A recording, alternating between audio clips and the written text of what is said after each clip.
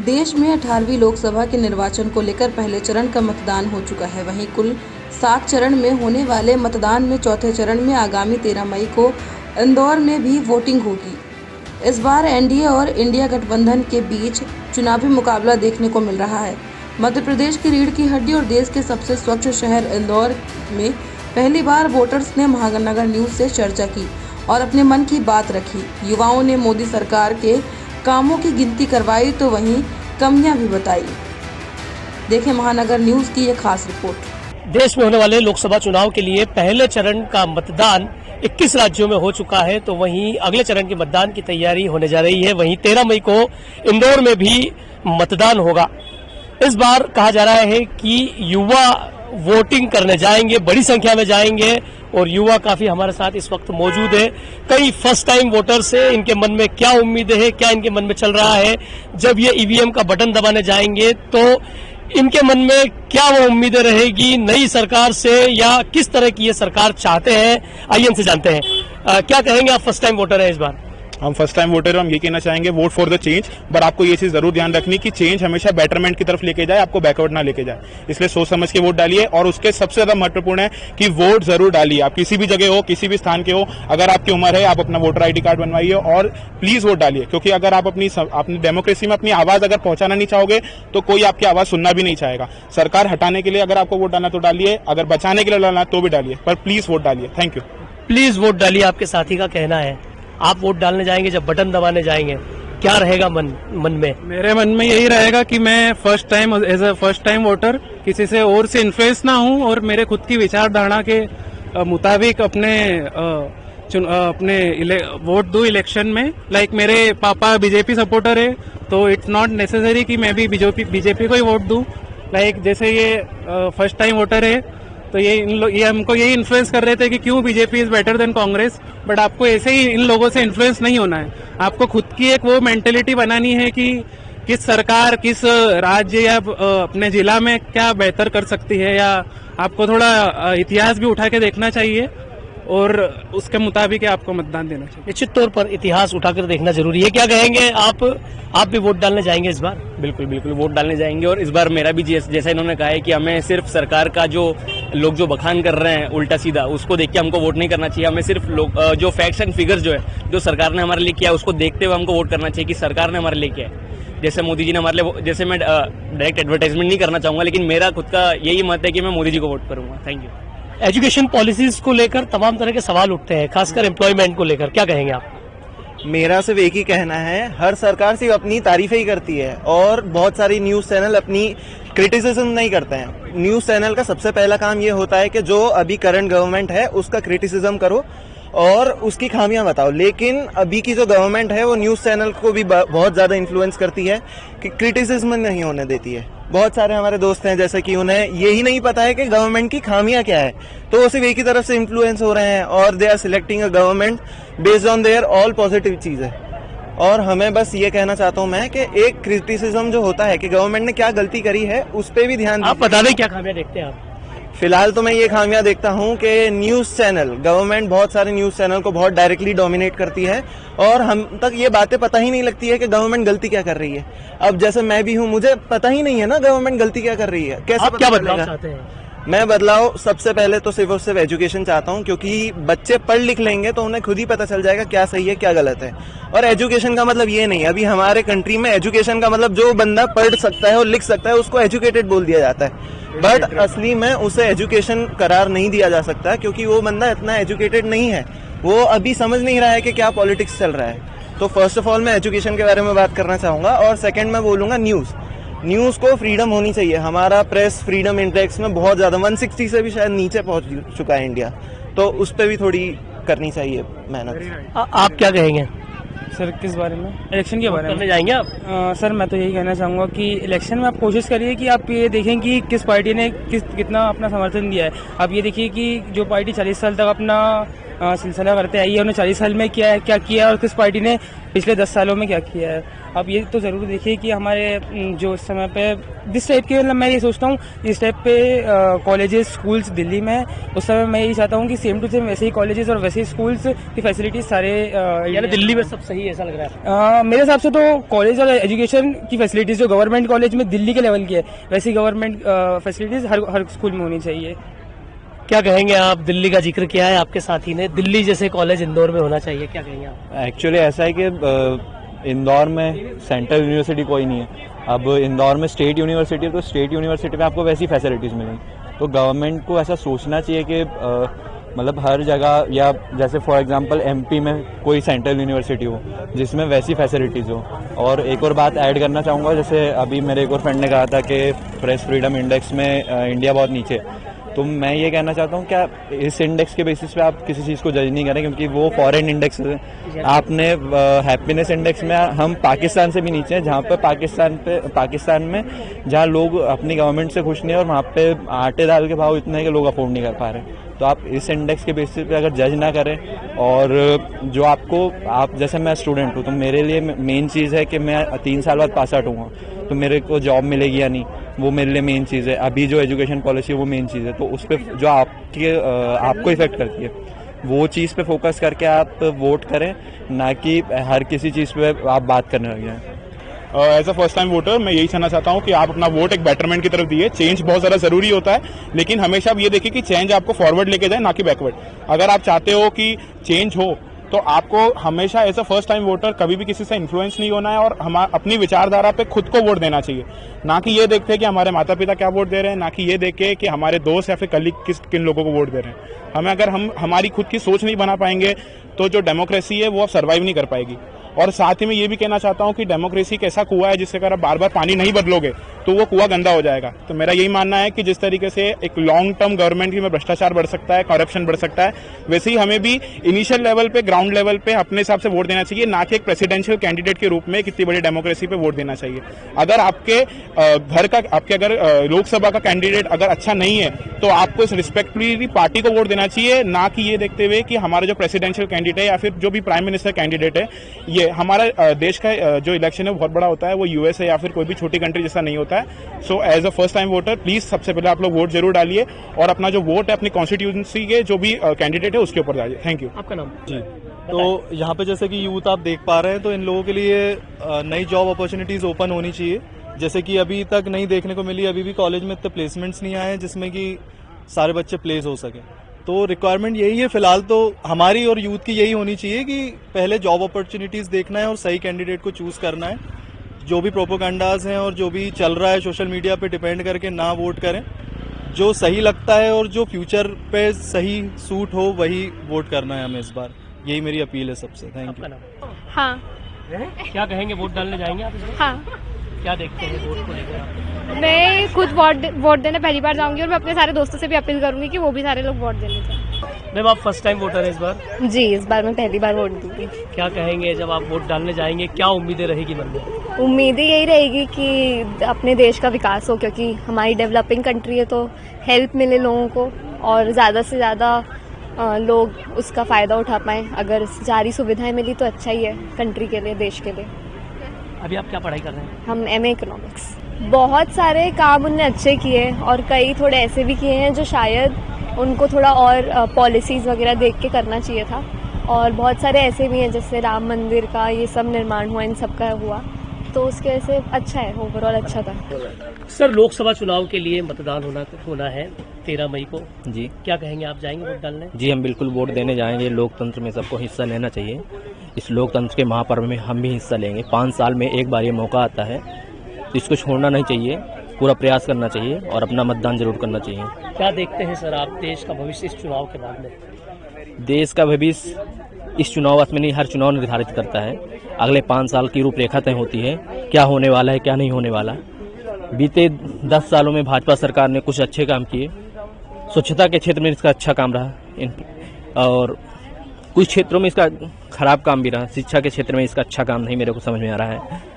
और इन्हीं बातों, किस तरह का बदलाव चाह रहे हैं आप शिक्षा के क्षेत्र में? शिक्षा के क्षेत्र में हम चाहते हैं कि आजकल जो बेरोजगारी इतना ज़्यादा बढ़ रही है, हम विद्यार्थियों के लिए भी कुछ नए पॉलिसी लिए जाएं, अच्छे कानून बनाए जाएं जिससे कि रोज़गार ज़्यादा उपलब्ध हो सके। तो प्लेसमेंट में खुल जाए थोड़ा। जी, आप वोट डालने जाएंगे इस बार? बिल्कुल। क्या उम्मीदें रहेगी जब आप बटन दबाने जाएंगे? वोट जो गवर्नमेंट के लिए करना है, जो अपना काम करे, लोगों के लिए काम करे, अपने डेवलपमेंट के लिए काम करे, एजुकेशन, हेल्थ केयर, सबको इस चीज़ के लिए काम करे, उसके देखते हुए वोट आप डालें। युवा वोटर्स हैं, हाँ। क्या देखते हैं आगे आप भविष्य सरकारों में? इंडिया डेवलपिंग कंट्री है तो और यंग कंट्री है, पॉपुलेशन यंग है, तो ऑब्वियसली ज़्यादा स्पीड से ग्रोथ एक्सपेक्ट करते हैं अभी आने वाले सालों में। उसको देखते हुए वोट ग्रोथ हुई है जो भी थी सरकारों में। हाँ, ग्रोथ हुई है, बट सब चीज़ें को देखते हुए वोट डालना पड़ेगा। मैं वोट करने जाएंगे इस बार आप? हाँ जी, फर्स्ट टाइम वोटर है आप? नहीं, मैंने एक बार दे चुकी हूँ। विधानसभा चुनाव में दिया? हाँ, पिछली बार दिया है मैंने। क्या देखते हैं इस लोकसभा चुनाव में, कितनी उम्मीदें हैं आपको? मतलब बहुत उम्मीदें हैं कि ज़्यादा से ज़्यादा युवा वोट दें ताकि देश का भविष्य आगे बढ़े। और जो बीते 10 वर्षों की जो सरकार रही है उनके कामकाज को लेकर क्या कहें? बहुत अच्छे काम किए, सरकार ने भी बहुत अच्छे काम किए, थोड़ा सपोर्ट जनता का भी है और सरकार का भी है, तो अच्छा चल रहा है। एजुकेशन पॉलिसी को लेकर क्या कहेंगे आप? एजुकेशन पॉलिसी भी बढ़िया है। एम्प्लॉयमेंट को लेकर? एम्प्लॉयमेंट तो बढ़ रही है, आने वाली अभी आएगी जो आ रहा है उसमें AI ज़्यादा बढ़ जाएगा तो एम्प्लॉयमेंट तो बढ़ेगा ही सही, अनएम्प्लॉयमेंट तो बहुत बढ़ेगा। तो सर, चुनाव होने को है, 13 तारीख को मतदान होंगे, आप वोट करने जाएंगे? जी। जब आप EVM का बटन दबाने जाएंगे क्या रहेगा मन में आपके? मैं मतलब किसके बटन को दबाऊंगा? क्या चाहते हैं आप इस चुनाव के बाद में, किस तरह के बदलाव चाहते हैं या जो चल रहा है उसको लेकर क्या कहेंगे? देश सही चल रहा है अभी तो, और शिक्षा के उसमें मैं चाहूँगा रिजर्वेशन थोड़ा घटे, सीट जो रिजर्व रहती हैं वो थोड़ा घटे, रिजर्वेशन घटे, क्योंकि अपर कास्ट वालों को इतना मौका दिया नहीं जाता है आजकल। बस नहीं चाहूँगा। आरक्षण एक बड़ा मुद्दा है। आरक्षण एक बड़ा मुद्दा है। हाँ, मैं वोट डालने जाऊंगी, मैंने वोटर ID भी बना ली, मैं फर्स्ट टाइम वोट दूंगी। मेरा ओपिनियन ये है कि मोदी जी जीतेंगे, मुझे ऐसे लगता है, चांसेस है ही सही मोदी जी जीतेंगे, पर मुझे मोदी जी पर्सनली बहुत पसंद है, पर बहुत सारी चीजें इलेक्टोरल बॉन्ड्स वगैरह उसके हिसाब से Modi ji I don't prefer, so I will vote someone else, not Modi ji. अच्छा अच्छा, एजुकेशन पॉलिसीज को लेकर क्या कहेंगे आप मोदी जी? एजुकेशन पॉलिसी मतलब मच बेटर, क्योंकि है ना, सबसे पहले तो जो NCERT में मुगल और ये सब पढ़ाते थे तो वो कैंसिल कर दिया है मोदी जी ने, तो काफी सारे इम्प्रूवमेंट्स हुए हैं। हाँ, वोट करने जाना तो है। जब आप बटन दबाने जाएंगे EVM का, क्या मुद्दे रहेंगे मन में आपके? मेन मुद्दा तो ये रहेगा कि जो उन्होंने अपनी पॉलिसीज रखी है, जो उनकी प्रिंसिपल्स है, जो उन्होंने वादे जो बोल रहे हैं जिस हिसाब से, तो वो क्या वो फॉलो करने वाले हैं आगे। इसलिए ये वाली चीज ध्यान में रखते हुए फिर हम वोट करेंगे उस पार्टी को प्रॉपर। हमारे लिए कोई ऐसा मुद्दा बना नहीं हुआ है कि हमें प्री डिटरमिन्ड है कि हमें उस चीज को वोट करना है, उस पार्टी को वोट करना है, बट जो उनने मुद्दे दिए हैं उस हिसाब से और हमारे लिए क्या फायदे हैं, हम स्टूडेंट्स के लिए क्या फायदा है, वो इम्पोर्टेंट है, वो ध्यान में रखते हुए उसको वोट करना है। नहीं, मैं वोट कर चुकी हूँ ऑलरेडी पहले। भैया, वोट करने जाएंगे आप इस बार? फर्स्ट टाइम वोटर है आप? नहीं, पिछली बार भी डाला था। पिछले साल डाला था विधानसभा चुनाव में, लोकसभा चुनाव में पहली बार वोट डालने जाएंगे, क्या कहेंगे इस चुनाव को लेकर? कि चुनाव ठीक है और बीजेपी को वोट डालना पसंद करूंगा, और थोड़ा एजुकेशन में सुधार होना चाहिए, और यानी मोदी सरकार से आप खुश हैं? जी हाँ, डेवलपमेंट, इंफ्रास्ट्रक्चर डेवलपमेंट अच्छा कर रही है तो अच्छा है। राहुल गांधी को लेकर क्या कहेंगे? राहुल गांधी को अगर वो भी अगर एजुकेशन के पर्पज से और एम्प्लॉयमेंट रेट ज्यादा बढ़ा दे तो वो भी अच्छा है। अब वो उसका कह नहीं सकते, क्या कर सकते। आपका नाम? भाई, फर्स्ट टाइम वोटर हो आप? जी जी।